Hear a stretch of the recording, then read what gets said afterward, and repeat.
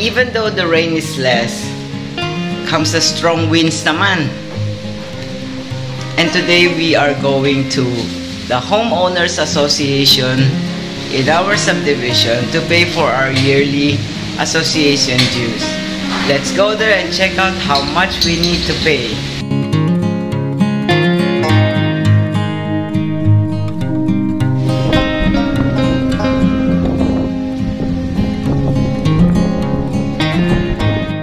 Yan, nakarating na tayo sa OWA. Tingnan mo, lakas ng hangin. Sira na yung peluka ko.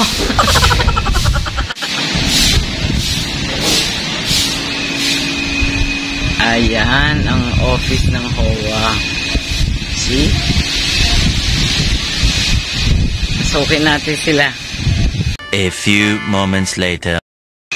Yun, nagbayad na kami. We are now good for the whole year of association dues. I will ask my asawa how much he paid for it. Grabe mahal naman. 1,000 peso for the whole year? Nag-grab pa kami. Papunta rito, 80 pesos. I wonder how much is the grab going back? 85. Kasi my asawa will not fit inside a tricycle. One time we took the tricycle, hirap na hirap siya kasi 6-footer siya.